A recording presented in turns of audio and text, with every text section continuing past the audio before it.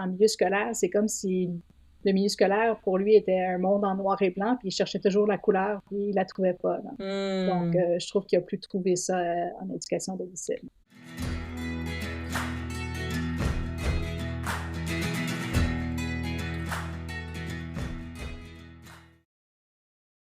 Bienvenue à Comme un jeu d'enfant, le podcast des apprentissages en famille du Québec. Ici, c'est l'espace rassembleur où la voix de l'école à la maison peut résonner librement. Apprendre en famille, c'est du sérieux, mais c'est toujours plus amusant quand c'est comme un jeu d'enfant. Bon épisode! Allô, Natacha! Hey, salut Marilena, ça va bien? Ça va bien, toi? Oui. On Aujourd'hui- est accompagnés Oui, aujourd'hui. aujourd'hui, on a une invitée avec nous. Puis, on a été fortement inspirés, encouragés par des auditeurs, des auditrices qui nous ont parlé des troubles d'apprentissage à l'occasion du mois d'octobre. Donc, on a la chance d'être accompagnée aujourd'hui par Marjo Demers, qui est une maman éducatrice, entrepreneur et aussi fondatrice de la page Centre du savoir DISC Knowledge Center. Donc, bonjour Marjo, je suis contente de te recevoir aujourd'hui dans notre podcast. Natacha, salut Marilena. Donc, pour les auditeurs qui connaissent pas Marjo, je vais te laisser, Marjo, de nous dire comment tu te décrirais-tu, toi, en ce moment? Malgré que mon M soit maintenant à l'université, je dirais encore que je suis maman éducatrice, parce que je fais encore beaucoup d'accompagnement. Je suis toujours travailleur autonome en même temps, puis je m'occupe aussi j'ai un autre garçon qui a des troubles d'apprentissage, mais il est en milieu scolaire. Donc, je suis le soutien familial pour l'éducation à la maison. Là, tu nous as parlé qu'on a un enfant qui était en école à la maison, qui est rendu à l'université maintenant, et un autre enfant qui est en milieu scolaire, mais qui a des troubles d'apprentissage. Donc, moi, je serais curieuse de savoir qu'est-ce qui a amené votre famille vers justement faire l'école à la maison. Les troubles d'apprentissage. C'est comme ça que ça a débuté. Alors, un de mes garçons, j'ai 3 garçons, 2 qui sont en âge scolaire. Les 2 ont des troubles d'apprentissage, mais il y en a pour un, c'était beaucoup plus compliqué. D'aller à l'école, il fallait tout refaire le soir. Ça prenait beaucoup, beaucoup de temps pour moi, mais surtout pour lui. Puis, d'ailleurs, en 3e année primaire, il a fait un épuisement scolaire. Puis, son médecin l'a arrêté il lui a donné congé 1 mois d'école. Puis, on a commencé, je me souviens plus comment j'ai fait une rencontre. J'avais parlé à la CAID. J'avais rencontré les parents éducateurs. On était à Laval dans ce temps-là. Il y avait un groupe vraiment bien, là, chouette, de gens vraiment chouettes à Laval qui faisaient l'éducation à domicile. Je les avais rencontrés. Puis, pendant ce mois-là, évidemment, mon fils n'était pas en état de faire des gros apprentissages, là, mais on avait quand même continué à faire des apprentissages à travers des jeux, euh, puis ses intérêts. Donc, finalement, on avait terminé l'année à la maison. L'année suivante, moi, je voulais continuer, mais lui a choisi d'aller à l'école. C'était un petit peu difficile parce que jusqu'au coach de natation avait quelque chose à dire au sujet d'avoir les fesses assises sur un banc d'école. Donc, je pense que mon fils aurait peut-être aimé, mais le contexte social à ce moment-là n'était pas propice. Donc, il a continué à l'école, il a changé d'école jusqu'à... On a dû déménager aussi sur la Rive-Sud. Il a fait jusqu'à son secondaire 1 à l'école. Il a toujours bien réussi, mais en secondaire 1, encore une fois, je voyais des signes d'épuisement scolaire. Puis, cette fois-ci, c'est lui qui a pris la décision de poursuivre à la maison, de faire l'éducation à domicile. Puis dis-moi, est-ce que les troubles d'apprentissage Ils ont commencé dès la maternelle, disons. On entend des fois des enfants, tu sais, que dès l'entrée en milieu scolaire, ils commencent à avoir des signes déjà de difficulté. Puis on entend aussi des fois qu'il y en a qui vont comme masquer un petit peu. Tu sais, fait que je suis curieuse de savoir, est-ce que c'était déjà palpable? Est-ce qu'il y avait des signes ou ça l'a été tu sais, comme camouflé un peu pendant un bout puis ça l'a sorti en épuisement à un moment donné? Dès le départ, je dirais, même au service à la garderie, même à la garderie, on voyait ils ont quand même des objectifs, ils vont colorier, ils vont découper, des trucs comme ça. Donc, mon garçon qui fait l'éducation à domicile, il a entre autres une dyspraxie. Donc, c'est un trouble d'acquisition, de la coordination des gestes, des mouvements. Donc, dès la maternelle, on avait, Natacha, tu le connais, tu sais que verbalement, il est très allumé. Donc, quand il a presque coulé sa maternelle, on est comme, quoi? Donc, les objectifs à atteindre, on voyait juste que ça fonctionnait pas. Puis, mais même si je recule en arrière, là, combien de fois mon garçon fonçait dans les cadres de porte, c'est la coordination, il était tout le temps plein de bleu. Au soccer, il préférait ramasser des fleurs que jouer le sport d'équipe, là, c'est sûr. Mais après son première année, vraiment, on a commencé avec les fameux mots étiquettes et tout ça. On a vraiment commencé à... C'était difficile, là. Je posais des questions. C'est une rencontre par hasard. J'ai rencontré... j'allais acheter un meuble à quelque part. Dans ce temps-là, c'était les Pâques. J'allais acheter un meuble. Puis une dame on jasait un petit peu en se portant le gros meuble lourd. Puis elle me raconte qu'elle a des jumeaux. Je dis, j'aurais aimé savoir des jumeaux, tout ça. Elle dit, ben, tu sais, les deux sont dyslexiques, c'est difficile, les deux en même temps. Puis je dis, ben, mon fils aussi a des problèmes. Puis là, je racontais un petit peu les difficultés. Puis elle m'a juste dit, ben, madame, votre fils est dyslexique. Donc, malgré toutes les questions que j'avais posées à l'école, on me donnait des solutions comme, mais une minuterie. Alors, ça le stressait juste davantage, là. Mais donc, c'est cette dame-là qui m'avait fait prendre connaissance des troubles 10. Puis effectivement, une maman inquiète, c'est plus efficace que le FBI. Donc, je me suis mis à faire des recherches. Puis c'est comme ça que j'ai fondé la page Centre du savoir 10 parce qu'il y avait tellement d'informations. Puis j'avais tellement posé de questions à l'école, j'avais aucune réponse. Et puis, j'ai décidé de partager l'information que je trouvais. Alors, c'est comme ça que ça a commencé. Mais ça a toujours été difficile à l'école. Fallait on avait déjà, quand il était à l'école, commencé à faire des jeux pour apprendre les fameux mots étiquettes ou des trucs comme ça, là, mais ça fonctionnait juste pas, là. Puis dans le fond, son épuisement qui s'est comme accumulé année après année, est-ce que tu penses que c'est parce qu'à cause qu'il essayait tellement de s'adapter qu'il s'est comme suradapté, puis de là pourrait venir cet épuisement-là cumulé ou? Oui, je vais l'appeler M pour le besoin de... Donc, M a plusieurs 10. Donc, il est dyslexique, dysorthographique, dyscalculique, dyspraxique. Et puis, mais il y a aussi une douance. Donc, il compensait, c'était comme littéralement pas écrit dans son front qu'il y avait de la difficulté, même que les enseignants ne croyaient pas. Il y a eu beaucoup, beaucoup d'incompréhension à l'école. Ils n'ont pas voulu mettre en place des moyens, des outils technologiques ou des moyens pour pouvoir l'aider à juste la rééducation tant qu'ils comprenaient, tant qu'ils ne croyaient pas qu'il y avait des troubles 10, ça ne fonctionnait pas pour qu'il y ait des interventions à l'école. Alors ça a été très, très difficile. Donc, la seule chose qui se faisait dire, c'est que il veut pas. Il veut pas, donc il essayait. Il n'y a pas un enfant que je connais qui veut pas réussir. Donc, c'est sûr qu'il travaillait très, très, très, très fort. Puis, comme je disais, ça ne se terminait pas avec la journée scolaire. Ça se continuait en soirée, les week-ends, juste les devoirs. C'était vraiment à temps plein. Fait que le milieu scolaire, il attribuait ça plus au lieu de...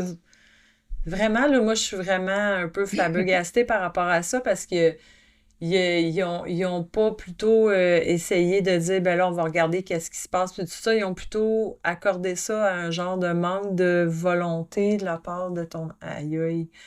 Donc, il y a Il n'y a pas eu de prise en charge pour exemple, là, OK, on va voir quelles difficultés qu'il y a. Si je comprends bien, ça a été comme plus remis entre vos mains, les parents, de comme, ben, il veut pas tant que ça, il n'y a pas de problème, fait qu'il faut redoubler d'efforts les soirs, les fins de semaine et tout le reste du temps qui est en classe finalement. Il y a eu quand même un soutien de l'orthopédagogue de l'école, mais c'était en groupe c'était en groupe. Donc, le groupe avait besoin d'aide pour la compréhension de texte, mais M a toujours été excellent dans la compréhension de texte. C'était vraiment pour la lecture et l'écriture. Alors, ça ciblait vraiment pas ses besoins. En plus de l'école, des devoirs le soir, on avait aussi un suivi au privé là, pour cibler ses besoins. Fait que dans tout ça, vous devez avoir en tant que parent, là, vous devez avoir un sentiment comme de manque de soutien de la part du milieu scolaire. Puis aussi, tu dois, tu sais, je veux dire, il me semble que tu te sens comme démuni, là, ou Ah oui, ça a été une période pour toute la famille là, très, très, très, très difficile. Vraiment très, très difficile. On se posait beaucoup de questions.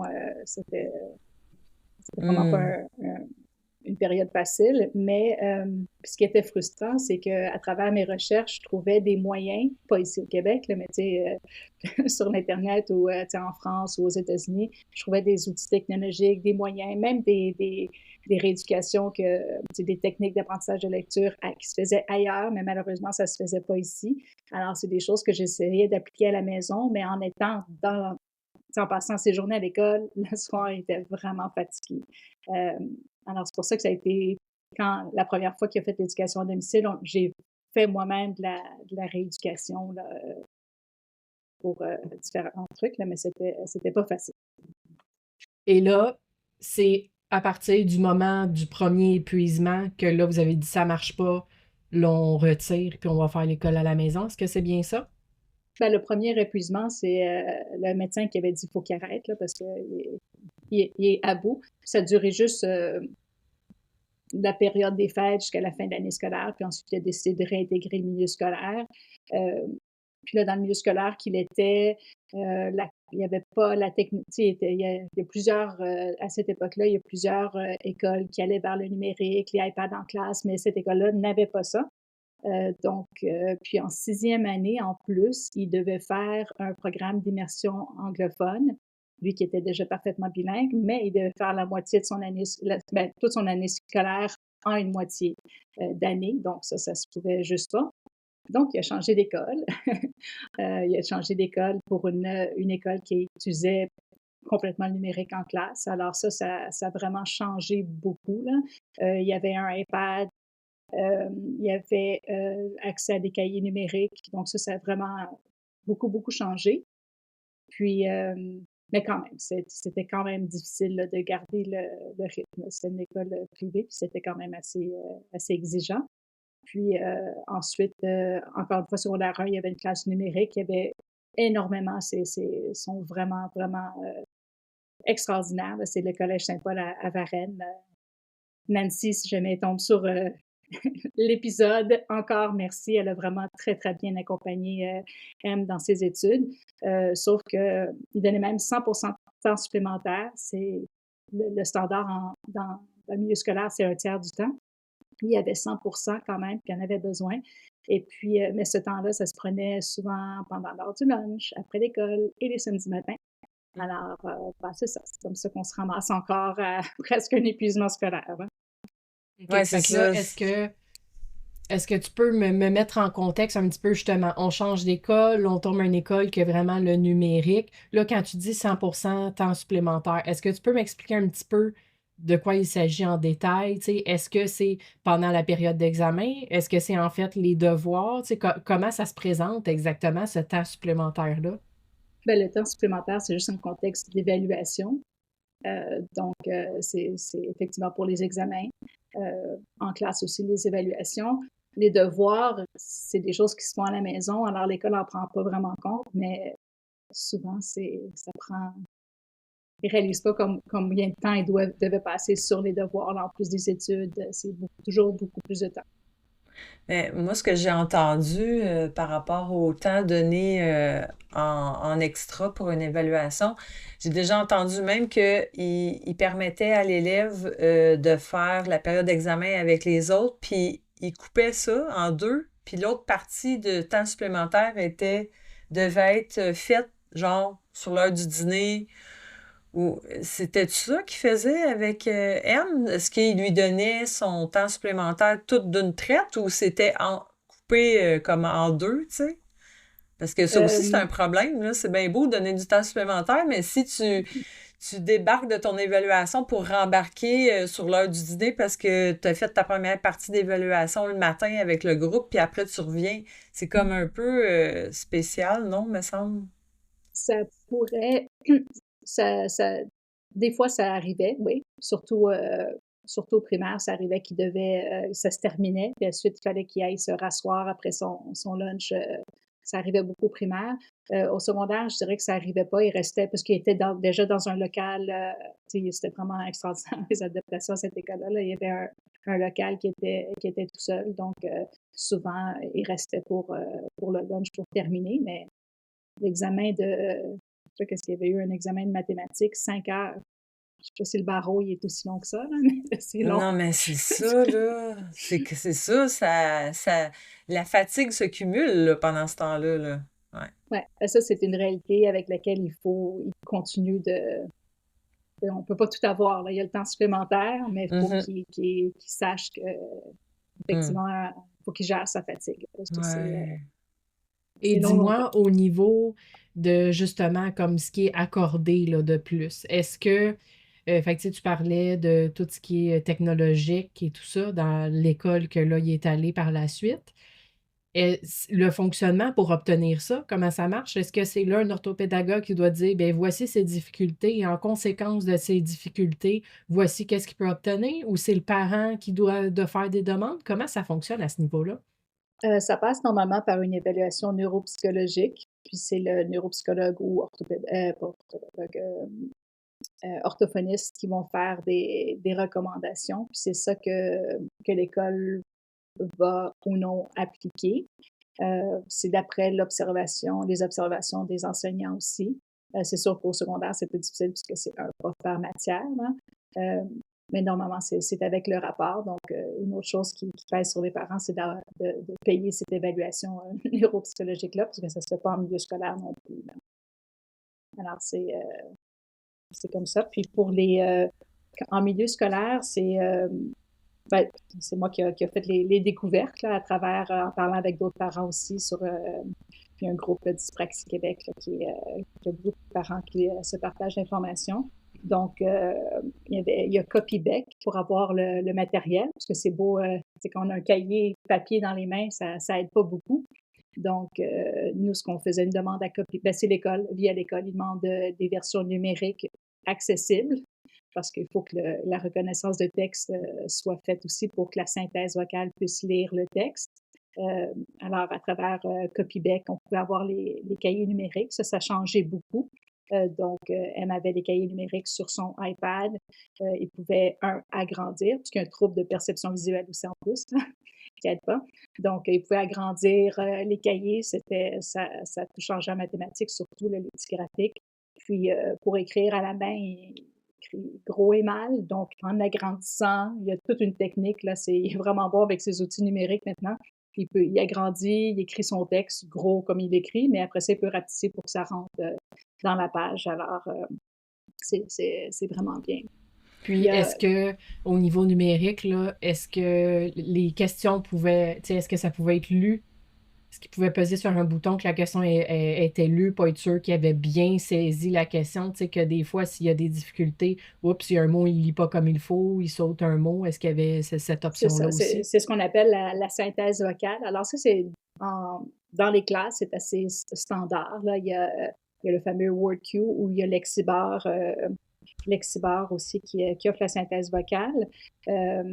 Puis ces logiciels-là offrent aussi la prédiction de mots. Donc, quand tu écris, ça suggère une façon d'écrire les mots. M était très, très, très, très créatif en orthographe. Donc, ça lui prenait vraiment le Lexibar version phonologique, là. Donc, c'est vraiment un outil qui l'a beaucoup aidé pour l'écriture.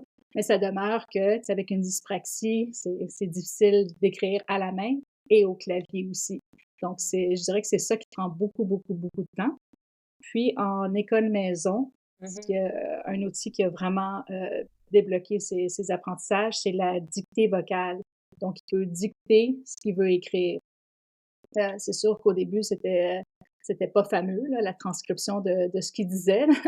Mais ça a tellement évolué, là. Aujourd'hui, avec l'intelligence artificielle, c'est extraordinaire pour lui, là, qu'est-ce qu'il peut, il peut vraiment dicter. Puis écrire. selon toi, Marjo, en contexte d'école à la maison, parce que là, tous ces outils-là, vous les avez découverts un peu en quelque sorte à cause du milieu scolaire, le dernier milieu scolaire où est-ce qu'il est allé, qui était vraiment probablement On est plus à arrivé, l'affût. je dirais que nous, on est arrivé avec les outils. C'est juste que OK. l'école, c'est la seule qui était ouverte à ce qu'ils puissent OK. utiliser les outils. OK. C'est sûr que quand même, le temps, il faut le prendre à quelque part, comme j'expliquais. S'il doit tout refaire le soir et les week-ends, c'est pas idéal. Donc, l'école à la maison nous donnait le cadeau du temps. Puis aussi, pouvoir utiliser la dictée vocale, ça, dans une classe de 30, s'il commence à parler à son iPad, là, c'est pas l'idéal. Donc,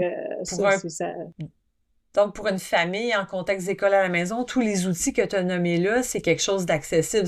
Il ne faut pas nécessairement être affilié avec une école ou quoi que ce soit. Est-ce que c'est quelque chose que les parents peuvent se fournir de façon gratuitement ou il y a des licences à s'approprier? Oui, c'est ça, hein? Il y a des... C'est pas gratuit, malheureusement. OK. Ouais. Tous les logiciels, on les a payés, là. C'est ça. PDF Expert sur son iPad qu'il utilisait pour lire, pour pouvoir avoir accès à ses cahiers numériques. En milieu scolaire, disons qu'il payait la copie numérique, mais c'est pas grand-chose, la copie. Une fois que tu as acheté le cahier papier, tu peux demander la copie numérique à Copybec, et puis c'est une fraction du prix, là, c'est pas très dispendieux. Puis est-ce qu'un parent éducateur en école maison pourrait, tu penses, demander, comme à travers son centre de service scolaire, comme service, est-ce que c'est quelque chose que toi, tu as déjà essayé ou tu as déjà entendu que c'est possible ou? Une fois qu'on était en éducation à domicile, nous, on est tombé on a choisi de faire affaire avec une commission scolaire anglophone parce qu'elle est éligible à l'éducation anglophone. Puis oui, ils offrent ça. Une fois que je leur ai dit comment le faire, donc je les ai référés à Copybec. Donc oui, ils offraient ça. Mais je dirais que c'est plus simple. Normalement, je le fais. J'avais déjà établi un contact avec Copybec, puis je le faisais moi-même. Ouais, OK. La même chose pour les livres audio, parce que la lecture au secondaire, c'est très important. Et puis, les livres audio, ben, c'est la même chose. C'est via la SQLA, la Société québécoise du livre adapté. Alors, le parent peut ouvrir un compte pour son enfant, puis à ce moment-là, il y a via Banque, la Grande Bibliothèque des Archives nationales du Québec. Alors, via Banque, il peut avoir des livres audio. Sont pas tous là, surtout en milieu scolaire, c'est des livres spécifiques qu'il faut lire, là. Donc, ils sont pas tous là. À ce moment-là, il y a un autre organisme avec qui je faisais affaire, c'est Vue et Voix. Donc, eux faisaient l'enregistrement, on pouvait faire une demande, puis faisaient l'enregistrement du livre audio qui manquait. Alors, vraiment, il y a des organismes pour les connaître, là. Puis, au niveau mathématique, tu parlais de dyscalculie. Donc, en contexte d'école-maison, y a-tu quelque chose que tu as découvert ou que tu savais déjà avant qui existait, qui vous a été d'un bon outil pour cet aspect-là? J'ai découvert, c'est drôle parce que le diagnostic, c'était vraiment difficile de faire. C'est vraiment bizarre. M va avoir de la facilité à faire jusqu'à un certain point, puis après ça, il n'y a plus rien qui fonctionne. Puis c'est des choses bizarres, comme il ne fonctionne pas en base 10 en mathématiques. Alors ça, c'est c'est vraiment bizarre, mais on faisait des jeux et tout ça. Mais j'ai découvert les frères Lyon, puis il y avait, je sais pas si c'est encore disponible, il y avait un outil diagnostic pour les mathématiques. Alors, j'ai vraiment pu voir c'est quelle sphère qui était affectée. J'ai trouvé ça vraiment bien. J'aurais aimé suivre le programme des frères Lyon, mais puisque est retourné à l'école, il l'a pas suivi. Là. Mais on faisait beaucoup à la maison, je dirais, des manipulations. C'est vraiment en secondaire 2 même, là, on a été acheter des petits cubes, plein de choses pour faire les manipulations. Alors ça, c'est des choses qui c'est normalement accessible au primaire jusqu'à un certain point au milieu scolaire, mais ils n'ont pas ça au secondaire. Là. C'est vraiment différent.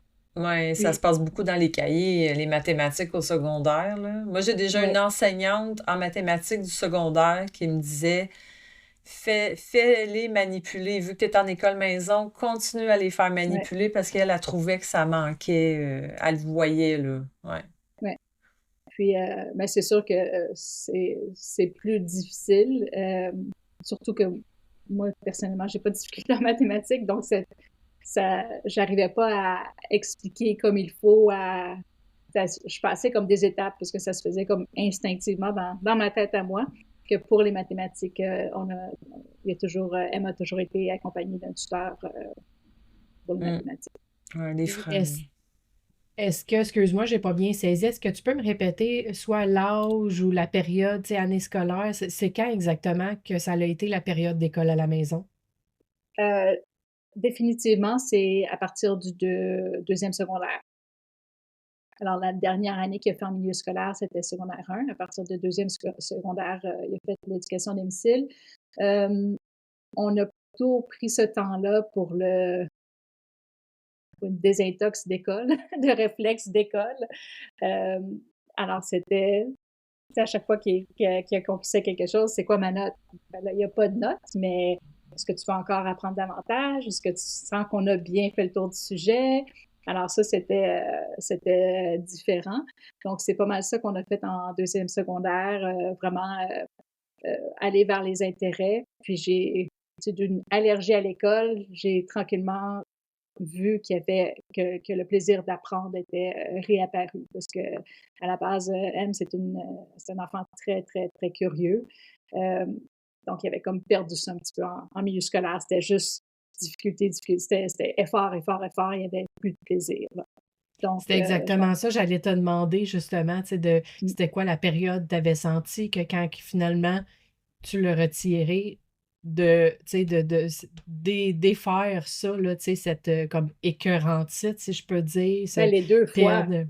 ouais, les deux fois, même en troisième année primaire, là, je me disais, écoute, y a-t-il un choc post-traumatique, là, vraiment, il voyait un cahier, puis il y avait une réaction physique, là, donc il a Mm. vraiment fallu s'éloigner, c'est pour ça qu'on a fait beaucoup, beaucoup de jeux, là, en troisième année primaire, là, pour poursuivre les apprentissages, puis sachant qu'il voulait retourner dans le milieu scolaire, on, Mm. on continuait quand même à suivre le programme, là, mais il fallait trouver toutes sortes de jeux. Mais en deuxième secondaire, je savais qu'il ne voulait pas réintégrer c'était vraiment pas dans les plans de réintégrer le milieu scolaire. Donc, c'était vraiment, on décroche, on va vers tes intérêts, qu'est-ce que t'aimes. Euh, Puis, à partir de troisième secondaire, il a décidé qu'il voulait son diplôme d'études secondaires. Donc, on a commencé à travailler là-dessus. Donc, on est revenu un petit peu dans les apprentissages notés. Mhm. Mais, tu sais, il y avait eu le temps d'avoir, c'était son choix, c'est quand même mieux. Puis juste pour les auditeurs, la période quand on retire un enfant du milieu scolaire, puis que la période d'adaptation vers l'école à la maison, on appelle ça la déscolarisation.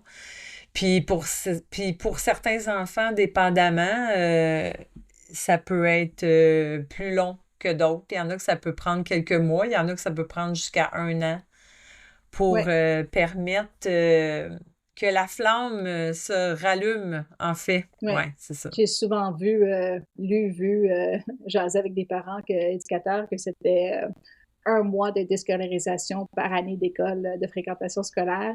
Je dirais que c'était à peu près juste. Ah. C'est à peu près ça. Comment tu t'es senti, tu sais, le moment où tu le retires, puis tu sens justement, tu sais, qu'il y a une résistance, qu'il y a un négatif comme ça. Est-ce que tu t'es senti comme que tu sais, t'avais-tu confiance comme j'ai ce qu'il faut, je sais où je m'en vais?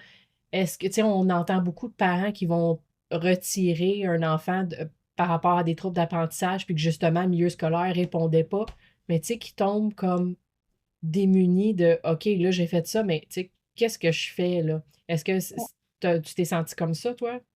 Oui, on tombe définitivement dans le vide. Mais il y a des groupes de soutien, dont les groupes de la CAID, puis les Montérégiennes. Alors, définitivement, trouver du soutien, c'est important. D'autres parents qui sont passés par là, euh, avoir un réseau, là, pas juste pour le parent éducateur, mais pour l'enfant aussi, de pas être tout seul au monde, là, pas penser qu'il est tout seul au monde qui fait l'éducation à domicile. Donc ça, c'est important.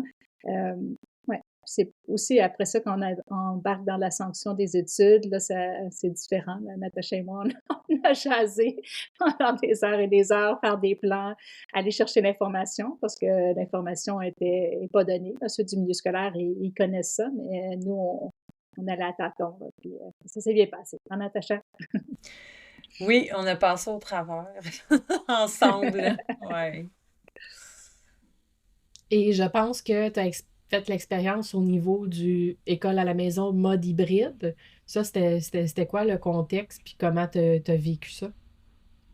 Euh, ben, mode hybride, je dis que je suis une famille hybride parce que j'ai un jeune qui est resté en milieu scolaire, euh, puis l'autre qui était en école maison. Je pense que dans le contexte de ma famille, c'était très, très bien parce que, tu sais, il y en a un d'un côté, tu sais, mon plus jeune, malgré des troubles d'apprentissage, est très performant dans le milieu scolaire, dans le cadre scolaire, il performe très, très bien. Alors, avoir les deux en milieu scolaire, sont pas très éloignés en âge, donc ça faisait une compétition pas vraiment. On essayait de valoriser d'autres choses, mais c'était difficile de pouvoir valoriser les succès de mon plus jeune en pleine figure de, de son frère. Fait que en étant hybride comme ça, c'est vraiment deux mondes séparés, puis il n'y avait pas de comparaison. C'était chacun vit ce qu'il a besoin de vivre, puis c'est l'expérience qui va bien, qui fonctionne bien pour lui. Donc, pour ça s'est très bien passé. Donc, ça se passe encore très bien. Et si tu avais à dire, selon toi, c'est quoi la richesse des profils atypiques? Ah ben, moi, c'est la curiosité. Ils sont tellement curieux. Mais je dirais que c'est une autre façon de voir les choses. Euh, tu sais, je- moi, je suis assez linéaire quand même. Donc, la société m'a appris à être linéaire. Euh, puis quand on jase de sujets avec M, ça va partout, on fait des liens, c'est tellement intéressant. Là. J'avais le choix, j'ai un grand garçon de 30 ans que, à mon point de vue, j'ai pas vu grandir, parce qu'il a été dans le milieu scolaire, milieu de garde, tout ça. Donc, en ayant mes deux derniers enfants, j'ai dit, ah, je vais rester à la maison pour les voir grandir. Mais j'avais jamais cru que, tu sais, que ça irait jusqu'à l'éducation à domicile. Puis je suis tellement, tellement contente d'avoir pu vivre ça. Là. C'est vraiment, c'est vraiment une relation différente qu'on peut développer. Puis on parle de toutes sortes de choses. Puis c'est drôle de voir aussi, tu sais, mon plus jeune qui est en milieu scolaire versus M qui est en école à la maison. Juste la différente façon de penser, sa vision du monde, c'est vraiment très, très, très différent. Là. Moi, je peux confirmer, c'est vraiment riche d'avoir un échange avec elle. Il est profond. C'est un enfant profond qui, en tout cas, il peut pas te laisser indifférent, là, c'est sûr. Ouais. Ça fait Très plaisir attachant. d'entendre ça. Ouais, c'est ça. Puis en milieu scolaire, c'était l'expression que j'avais entendue à quelque part. Puis ça s'appliquait vraiment bien à lui. Là, en milieu scolaire, c'est comme si le milieu scolaire, pour lui, était un monde en noir et blanc, puis il cherchait toujours la couleur, puis il la trouvait pas. Donc, je trouve qu'il a pu trouver ça en éducation à domicile. Puis il a fait c'est un programme qui a participé, c'est le programme Longueur d'avance de le collège universitaire dominicain. C'est des cours de philo de niveau universitaire. Mais ce qui était vraiment bien pour lui, tout se faisait à l'oral. Les évaluations se faisaient à l'oral. Alors, c'est sa grande force. Ça l'a vraiment pu lui montrer que je pense pas qu'il aurait pensé qu'il aurait pu aller à l'université. Donc, il a fait ces cours-là, puis il a bien réussi. Puis ça a été son accès, sa porte d'entrée là, pour aller étudier. Il étudie encore à distance avec l'université. C'est le Carleton University qui fait à distance. Parce que chaque profil atypique, ils ont des compétences, justement, qui, quand les gens sont capables de mettre le doigt dessus, ben, des mettre en avant, justement, tu sais, il me semble que c'est une force, là. Oui. Puis l'école à la maison, je trouve que ça donne justement le cadeau du temps de découvrir ça. Pas toujours être à la course de suivre la même ligne que tout le monde suit. Donc, le temps de développer puis de découvrir ça. Puis l'espace est différent. J'avais entendu quelqu'un à un moment donné dire on aurait le réflexe souvent que si on a un enfant qui est passionné par les mathématiques, exemple, puis qui a de la difficulté en français, on va aller lui chercher un tuteur en français. Puis la personne disait, mais c'est en mathématiques qu'il faut aller y chercher. C'est parce qu'il faut aller vers qu'est-ce qui le passionne plus et non comme ça, c'est ta faiblesse, puis on va travailler ta faiblesse. Oui. Je pense que c'est une façon différente, puisqu'à une certaine période, il n'y a pas de notes en école maison au bout de la ligne. C'est pas une faiblesse, c'est pas la grosse marque rouge, c'est un défi. Donc, il faut juste travailler plus longtemps, poser plus de questions. Donc, c'est vraiment... tu peux pas faire ça quand tu es obligé de suivre 30 élèves en même temps. Donc, c'est vraiment la beauté là, pour... Oui, c'est ça, c'est la liberté aussi de choisir les façons aussi, tu sais, de pas nécessairement, de le faire différemment, justement, pour mettre en avant les compétences là, des profils atypiques, là, parce que c'est tellement... c'est pas nécessairement un tuteur, comme tu disais, Marie-Léna, mais c'est pouvoir passer plus de temps, justement, sur les forces. Puis vraiment, M, c'était la musique. Il n'aurait jamais eu le temps d'avoir des cours de musique pendant qu'il était en milieu scolaire. Il était bien trop occupé. Donc là, vraiment, en ayant un nombre d'heures plus raisonnable de travaux scolaires, il a pu faire des cours de musique. Donc, ça change tout. Si on a des familles qui nous écoutent en ce moment, puis qui sont dans la réalité que toi, t'étais, les enfants ont des troubles d'apprentissage, ils ont des défis, qu'est-ce que tu leur donnerais comme truc? C'est sûr que c'est pas tout le monde qui, comme truc, faites l'école à la maison. Mais c'est pas tout le monde qui peut faire ça, c'est sûr et certain. C'est vraiment d'appuyer sur les forces du jeune. Puis, c'est difficile de... on force, supposons l'orthographe. Là. C'est incroyable le temps qu'on a passé là-dessus, mais ça... maintenant, je comprends plus le processus avec un trouble neurovisuel. Quand tu vois pas les mots, tu peux pas l'apprendre l'orthographe, mais on a passé tellement de temps là-dessus jusqu'à temps qu'une orthophoniste dise, là, il faut qu'il arrête d'être exposé à ses erreurs. Donnez-lui Lexibar, version phonologique. Il ne faut pas qu'il voit des erreurs, il faut qu'il voit tout de suite les bons mots. Alors, utiliser les outils technologiques, c'est sûr que nous, on n'a pas eu la chance de faire de la rééducation parce qu'il était en milieu scolaire, il fallait toujours suivre le rythme. C'est pas débarquer du train. Là. Peut-être que je peux pas dire beaucoup à propos de la rééducation parce que c'est non existant dans le milieu scolaire. Donc, c'était l'accès aux outils numériques.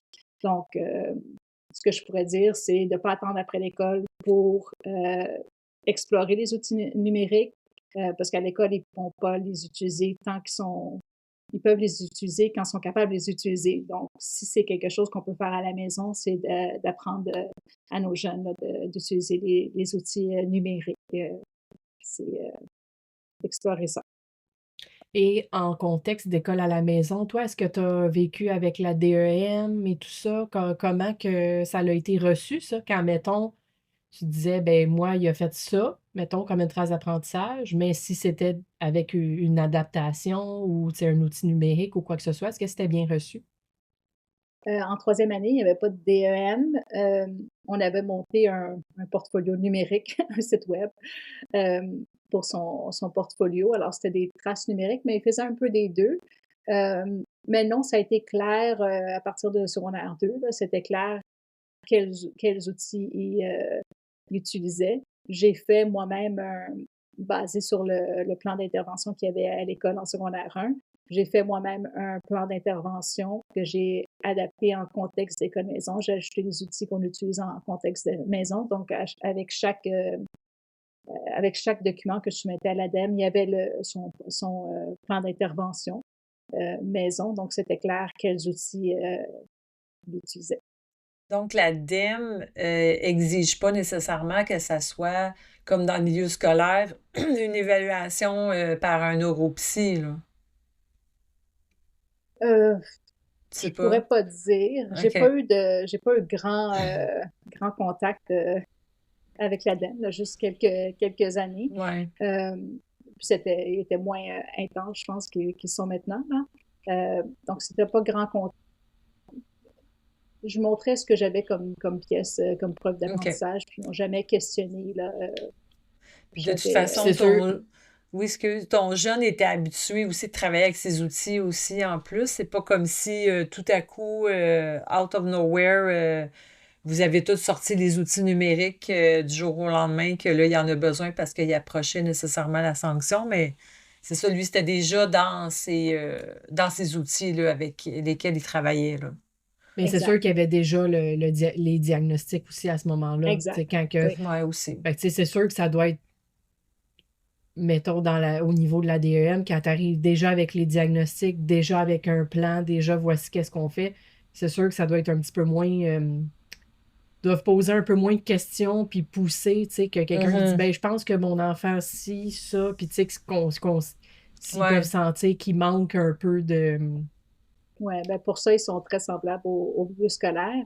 Mais si mon fils avait fait l'éducation à domicile depuis le primaire, je sais même pas si j'aurais été chercher des diagnostics parce que c'est juste des défis on s'adapte à ces défis puis on suit le rythme. Alors, je comprends les parents qui n'ont pas nécessairement besoin d'aller chercher des diagnostics en éducation à domicile parce que c'est tout naturel pour un parent de répondre aux besoins de son enfant. D'adapter. Ouais, exactement. C'est sûr qu'on n'a pas 30 devant nous, donc c'est différent.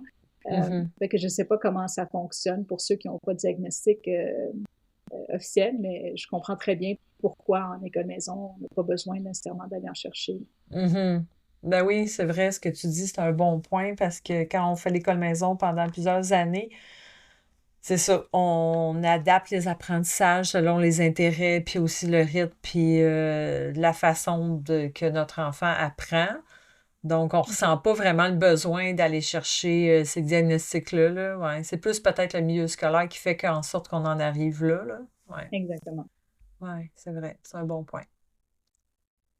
Puis je me demandais aussi, justement, tu parlais de la sanction, donc en contexte de sanction, en école à la maison, est-ce que les endroits avec qui vous avez fait évaluer votre jeune, est-ce qu'ils ont pu mettre en place, lui permettre d'utiliser ces outils pour les évaluations officielles, ministérielles, reconnues? Oui, mais M avait déjà un dossier avec la sanction des études, là, avec des adaptations, donc c'était pas comme si il arrivait comme ça de nulle part, là. Donc, mais il n'y a pas eu quand même son 100%, il y a eu 50% de temps supplémentaire. Euh, donc, il a quand même réussi avec ça. Euh, mais j'avais mon plan d'intervention. On n'est pas passé par le public, on est passé par le privé. Non, c'est pas vrai. Il a fait le Prior Learning Examination, l'examen d'anglais. Euh, Puis il y a eu une adaptation. Je pense que c'était la première fois de leur vie qu'ils faisaient une adaptation. Ils croyaient pas qu'ils pouvaient le faire. Mais on se fait souvent accompagner par l'OPHQ, l'Office des personnes handicapées du Québec, quand ça passe pas auprès des commissions scolaires, des centres de services scolaires. Alors, juste copier le nom du représentant là, de notre conseiller à l'OPHQ, puis ça passe plus facilement. Puis est-ce qu'il y a eu droit à la reconnaissance vocale? Est-ce qu'il y a eu droit à un scripteur pendant ces évaluations ministérielles? Du côté francophone, non. Il y a eu accès à ces outils numériques. Alors ça, c'était correct. Du côté anglophone, finalement, il n'a pas fait les examens ministériels, mais il allait les faire, mais après ça, il y a eu la pandémie et tout, là. Et puis, dans les adaptations qui avaient été approuvées, il y avait effectivement un scribe qui allait écrire pour lui, je pense que c'était l'examen d'histoire. Donc, quelqu'un allait écrire pour lui. Le temps supplémentaire était là, puis les outils étaient là. Mais pour le PLE, le Prior Learning, il y a eu la synthèse vocale. La seule chose qui était bizarre qu'il n'y a pas eu, c'était le dictionnaire. Parce que... Mais ça a bien fonctionné quand même. Puis, est-ce que tu penses que toutes ces adaptations-là qu'il a pu recevoir, mais de ce que je comprends, qui étaient attribuées ou non, dépendamment avec qui on fait affaire, hein? C'est ça, c'est différent, hein? C'est ça. Là, je t'entends parler de centre de services scolaires anglophone, après ça, côté francophone. Fait que là, vous êtes promené entre côté franco-anglophone. Côté privé aussi. Privé. Fait que chaque endroit permettent selon leurs ressources, j'imagine, selon leur ouverture. Oui. C'est ça, là, je vois que c'est très... Ouverture et ressources aussi. OK. Ouais. OK. Puis... Souvent, quand il y a un obstacle, c'est souvent de l'incompréhension. Donc, on jase un petit peu de quel est le besoin exact et comment on peut y répondre. Même peut-être qu'eux vont me suggérer autre chose. Puis, j'imagine que par indicateur, il y a des documents à remplir pour pouvoir obtenir ces outils-là, les jours J des examens ministériels? L'ADEME a créé un formulaire qui n'a pas de poids officiel, mais quand même que je pense qui est utilisé avec les centres de services scolaires. Un formulaire pour demander des adaptations. Il n'y a pas nécessairement besoin de rapport là, pour ça. Mais pour ce qui est de la sanction des études, ça va vraiment, la demande, le tiers-temps, il y a des choses qui sont standards, mais comme le 50% de temps supplémentaire, c'est des demandes spécifiques qu'il faut faire. Donc, c'est vraiment le centre de services scolaires ou l'école privée ou qui font la demande. C'est pas le parent qui va faire cette demande. OK. Puis, est-ce que tu penses que le fait que vous aviez déjà un diagnostic externe par un neuropsy, versus un parent éducateur qui n'a pas l'évaluation externe officielle par un orthophoniste ou neuropsy, est-ce que ces parents éducateurs-là peuvent, tu penses, selon toi, avoir autant ces adaptations-là si leurs jeunes, justement, ont besoin d'outils spécifiques? Ou tu penses-tu que c'est le fait que vous ayez ce diagnostic-là qui a aidé aussi en plus? Ou... Je pense que c'est l'historique scolaire. On avait quand même un plan d'intervention en milieu scolaire. Je pense que c'est ça qui aide. Puis, la plupart des gens ne savent pas que c'est possible d'avoir 50 ou 100% de temps supplémentaire. C'est vraiment... Il faut s'informer. Il y a un guide d'adaptation là, qui existe là, pour savoir qu'est-ce qui est possible. Donc, il faut savoir que ça existe, il faut le consulter, il faut voir qu'est-ce qui peut répondre aux besoins de son enfant.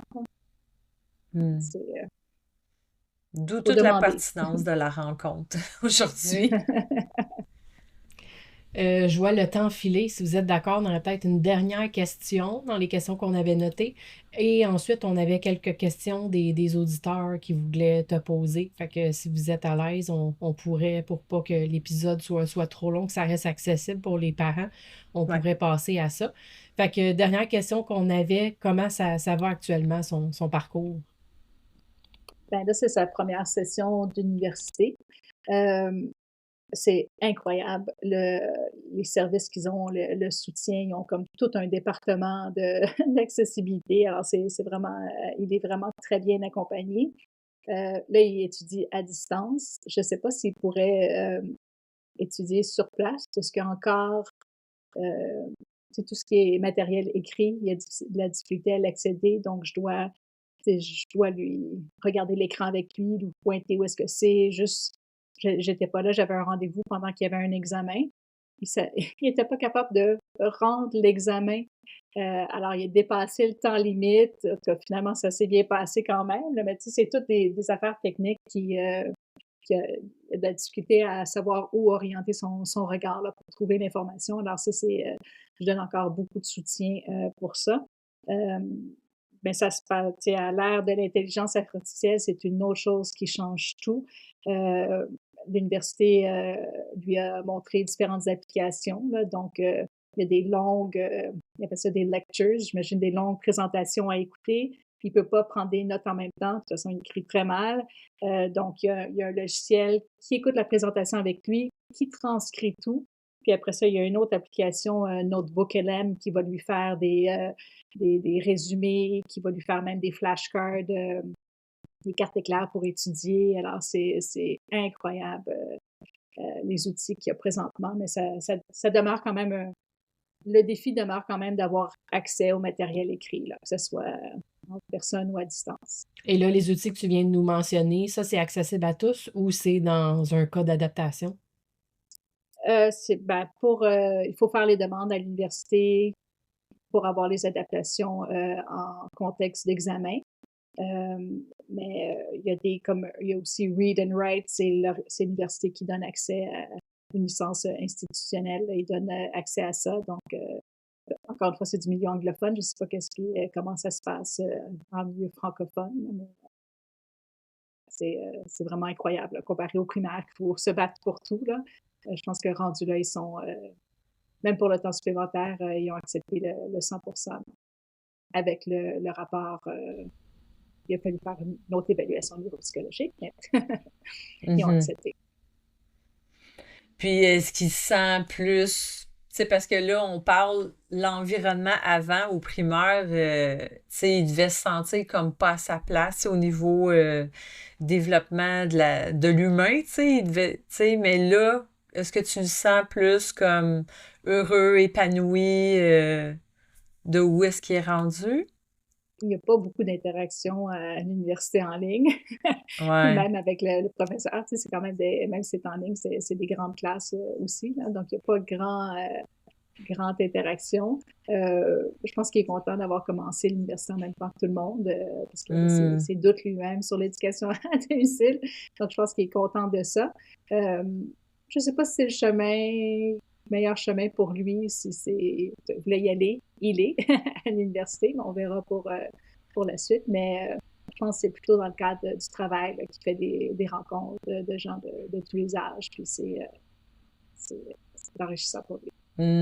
C'est beau d'entendre le ouais. dénouement que, tu sais, qu'il a pu continuer vers ce qu'il voulait, qu'il a réussi, qu'il a pu aller chercher. Là. C'est le fun de voir, de pouvoir parler alors qu'il est plus loin dans son parcours, puis pouvoir voir ça, puis donner espoir aux parents qui ont peut-être vécu la même chose que votre famille. Pour les questions au niveau des auditeurs, donc, il y a des choses déjà qu'on a répondues. Fait que soit que tu pourras dire j'ai déjà répondu ou peut-être qu'il y aura autre chose que tu voudrais rajouter. On avait d'abord quels sont les outils d'adaptation qui peuvent être utilisés et quand les introduire? Je dirais là, je suis un petit peu partagée entre la rééducation versus donner des outils technologiques. C'est sûr, comme je disais, à recommencer, si j'avais fait l'éducation à domicile dès le primaire, on se serait concentré sur d'autres façons d'apprendre. Donc, je dirais la première étape, c'est peut-être, pour des enfants en bas âge, c'est de trouver d'autres façons, puis de trouver une sorte de façon de faire une rééducation là, de la lecture ou des mathématiques ou de ça. En milieu scolaire, dès la 4e année, si tu n'as pas tes outils technologiques, il faut que tu commences à les apprendre en 4e année, même 3e année, parce qu'il y a les fameux examens de lecture, d'écriture en 4e année. Donc, dès la 3e année, je dirais, on peut commencer à prendre les outils, à utiliser les outils technologiques. C'est sûr que, par exemple, pour l'écriture, quelqu'un un enfant qui a des problèmes avec le geste d'écriture ou même qui est pas capable de se relire après, on peut faire un peu des deux, la dictée. Quand il va dicter son texte, soit à une dictée vocale ou aux parents qui vont écrire pour lui. Mais je pense que beaucoup de parents le font naturellement en école maison, vont alterner entre écrire les textes pour l'enfant ou il va l'écrire tout seul. Donc, mais le fait de ne pas être obligé de faire le geste d'écriture, ça débloque d'autres apprentissages, d'autres compétences là, qui est le storytelling. Donc, c'est important de tout développer ça. Là. Oui.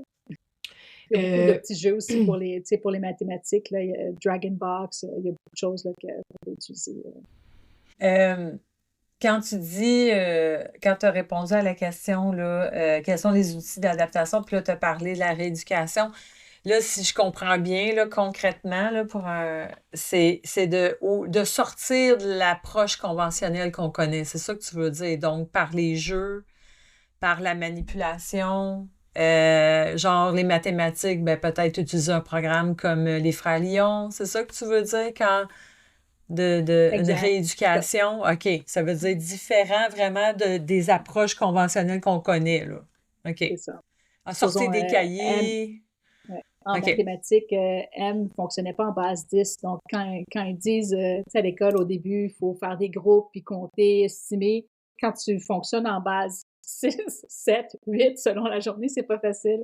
Alors, nous, on jouait souvent, on avait un boulier, et puis on jouait souvent au jeu des 10. Donc, c'était avec des dés, on additionnait, puis chaque rangée de 10, donc ça fonctionnait. Essayer d'apprendre la base 10, c'était un genre de rééducation qu'on faisait aussi pour apprendre l'alphabet. C'est un petit peu drôle pour un enfant qui n'a pas de difficulté, mais l'alphabet, c'est quelque chose pour les enfants 10. Alors, juste des jeux pour apprendre l'alphabet. La même personne avait complété en demandant quelles sont les démarches pour les obtenir. Doit-on avoir un papier du médecin ou d'un orthopédagogue? Je pense qu'on a un petit peu quand même fait le tour. Est-ce que tu aurais autre chose à rajouter ou tu as pas mal dit qu'est-ce que tu avais à dire à ce niveau-là? Ben, je pense que les écoles vont... on parle en milieu scolaire, parce qu'à la maison, on a juste à l'utiliser, puis c'est tout. Hein? Mais en milieu scolaire, effectivement, c'est mieux d'avoir un rapport neuropsychologique. Mais je pense que de plus en plus, ils vont introduire pour les jeunes, ils vont reconnaître là, les jeunes qui en ont besoin, puis introduire des outils technologiques. Mais c'est pas supposé être nécessaire, c'est supposé être selon les besoins. Mais en réalité, c'est toujours mieux d'avoir un rapport neuropsychologique, une évaluation neuropsychologique. Et la deuxième question qu'on avait reçue, quels sont tes coups de cœur au niveau des outils permettant l'accessibilité numérique? Pour moi, c'est quand on a découvert le iPad, le gros iPad, là, parce qu'un petit, ça devient difficile, mais le gros iPad, c'est la taille d'un cahier. Là. Quand on a découvert l'iPad avec, dans le temps, c'était Claro PDF, là, mais là, c'est PDF Expert. Alors, dans cette application-là, M pouvait télécharger ses cahiers numériques grâce à Copybec. Donc, il y avait accès à cet outil-là peut faire la lecture pour lui. Il peut enregistrer un mémo vocal. Alors, pas vraiment la dictée vocale, carrément un mémo vocal. Il peut écrire à la main aussi, s'il veut. Là, en mathématiques, c'est difficile d'écrire avec le truc en texte. Hein. Et puis, il peut taper ou dicter ses réponses. Donc, c'était vraiment... Puis, il peut faire des recherches aussi. Ça, c'est difficile. Une recherche visuelle, dans son cas, est très difficile. Donc, il peut utiliser la loupe pour faire des recherches dans le cahier. Là. Alors, ça, pour moi, d'après moi, c'est ce qui lui a donné accès à ses apprentissages. Pour lui, présentement, il va dire c'est l'intelligence artificielle. Alors, les applications que je parlais, là, même juste quelque chose de base comme ChatGPT, il peut mettre les présentations ou qu'est-ce qu'il y a à lire, puis ça peut lui faire un résumé. Comme ça, quand il embarque dans ses lectures, il a déjà en tête qu'est-ce qu'il va lire. Ça aide vraiment, vraiment beaucoup. Super intéressant. Et pour conclure, est-ce que tu voudrais nous partager une ressource, un service où on peut te suivre? Je pense que c'était une page Facebook que tu avais partie. Est-ce que tu voudrais nous parler de ça? Oui, alors il y a la page Centre du savoir 10. Il y a une autre maman qui m'aide à la garder en vie, c'est Isabelle Nadeau. Alors, on est deux qui partagent des ressources là-dessus. Ça arrive aussi que des gens envoient des questions, des parents qui savent pas quoi faire, qui sont un petit peu désespérés. Alors, ça arrive que je rappelle des parents pour répondre à leurs questions là, sur à quelles ressources ils peuvent utiliser, à quels organismes ils peuvent s'adresser ou quelque chose comme ça. Super. bon. Ben, merci. Le temps a passé. Je buvais tes paroles. Ça a passé rapidement. Oui, vraiment, C'est c'est le une fun. super belle rencontre. Oui, puis tu sais, c'était le fun de voir, comme je disais tantôt, de te parler plus tard maintenant, tu sais, pour pouvoir voir un petit peu comme pas la conclusion, mais tu sais, de voir le parcours où il s'est rendu aujourd'hui. Puis comme tu l'as très bien dit, c'est vrai, il y a rien de plus efficace que de maman inquiète pour trouver des infos, pour faire des recherches, pour aller plus loin que qu'est-ce que parfois on fait juste se faire dire. Fait que bravo aussi pour tout ce que tu peux nous apporter par la suite grâce à toutes tes recherches, puis tes démarches et tout ça. Puis le soutien indéfectible. Peut-être une autre ressource pour des parents qui ne peuvent pas nécessairement, que le contexte ne permet pas nécessairement de faire l'éducation à domicile. Il y a une école à Montréal qui s'appelle Vanguard, qui sont spécifiquement pour les jeunes avec des difficultés d'apprentissage. Leur taux de diplomation est extraordinaire. C'est pas facile de rentrer là. Le contexte aurait peut-être été différent si M avait pu fréquenter cette école dès le primaire. C'est une école primaire Et seulement? secondaire. Et secondaire? Primaire et secondaire, oui. Mm. C'était la raison, lui, il a toujours été en réussite, il n'a pas été en échec. Normalement, il faut qu'il soit en échec pour pouvoir aller à cette école-là. Donc, c'était plus difficile, mais il y a eu son appel rendu au secondaire. Vraiment intéressant. Oui, vraiment. C'est un soutien indéflectible. Vous êtes une preuve vivante du soutien indéflectible des parents et la persévérance aussi de votre M. Parce que Oui. vraiment. Oui, vraiment, il n'a pas lâché. Il voulait. Et une question que j'aime beaucoup conclure les épisodes, si il y a des parents qui nous écoutent présentement, peut-être que les enfants sont en milieu scolaire, puis là, soit qu'ils hésitent à faire le pas d'aller vers l'école à la maison à cause des troubles d'apprentissage, ou peut-être qu'ils viennent de faire le pas, qu'est-ce que tu leur dirais? Je pense que dans n'importe quelle situation, c'est toujours un petit peu un saut dans le vide, là, faire l'éducation à domicile. Donc, encore une fois, c'est de bien s'entourer. Il y a beaucoup, beaucoup, beaucoup de jeunes avec des difficultés d'apprentissage ou des défis d'apprentissage en école maison. Donc, je pense encore une fois, c'est d'aller vers les groupes, poser des questions. Vous n'êtes pas seul, c'est sûr et certain qu'il y en a d'autres parents qui vivent la même affaire, qui peuvent partager leurs bons coups, leurs trucs. Alors, faut aller chercher l'information parce que seul, c'est pas facile. Bien s'entourer. Oui. Ben merci Marie-Jo, vraiment Avec d'être plaisir. venue nous parler, d'avoir été ouverte à nous partager tout ça. Merci Avec plaisir. beaucoup. C'était super apprécié. Oui. Merci. Comme un jeu d'enfant, c'est un projet indépendant porté par deux mamans passionnées et il a besoin de vous pour continuer à grandir. Vous êtes une entreprise, un organisme ou un acteur engagé dans le monde de l'éducation, de la parentalité ou de l'enfance? Devenez commanditaire ou partenaire du podcast. C'est une belle occasion de faire rayonner votre mission tout en soutenant une initiative pensée pour les familles par des familles.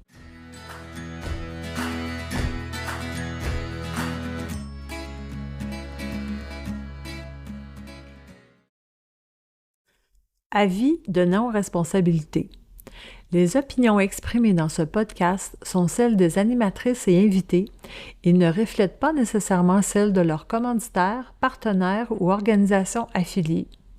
Les informations partagées sont fournies à titre informatif seulement et ne constituent pas des conseils professionnels, médicaux, juridiques ou éducatifs.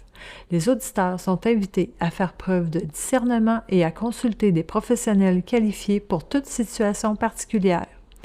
L'équipe du podcast ne peut être tenue responsable des conséquences découlant de l'usage des informations présentées.